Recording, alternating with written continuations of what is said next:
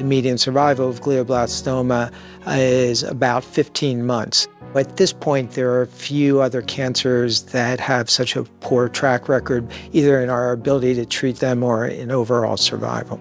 Glioblastoma is different than other cancers in that it doesn't just reside within the brain, it actually integrates functionally. Glioma cells are so intricately interconnected with the normal cells of the brain, and you can disconnect them from the normal cells, they all of a sudden become weak. When you break the tumor down into individual cellular components, it in no way reflects the biology of the disease. The only way we could build a model that represented the human disease was to build a model of the normal brain from which the glioma cells could then interact the way they do in our patients. We call that model GLICO for glioma cerebral organoid.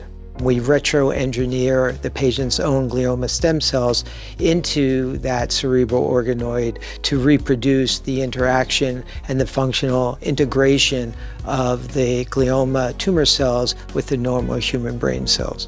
So it allows us to not only study each patient's tumor in an individual way, we can also screen therapeutics against that patient's individual tumor. For instance, we see that drugs that inhibit synaptic interactions, anti-seizure drugs, certain antipsychotic drugs, certain cardiac drugs, we find can be surprisingly active in a way that no one would ever envision. Our hope is that the GLICO model will improve patient prognosis in two major ways. We'll be able to screen multiple drugs against the patient's own GLICO, identify the drugs and treatments that look most effective for that particular patient. Number two is the GLICO gives us a dramatic look at novel biology. We have now new therapeutic targets. We're going to be developing new drugs that work in entirely different ways that target processes that we've never thought about in cancer.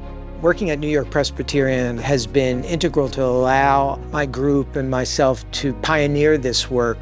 And I think part of that is the tremendous interdisciplinary type environment, both clinically and on the research side. Right now, it's all about finding the better treatments. The work I'm going to do is directed with only one goal in mind, and that's to make a difference for our patients.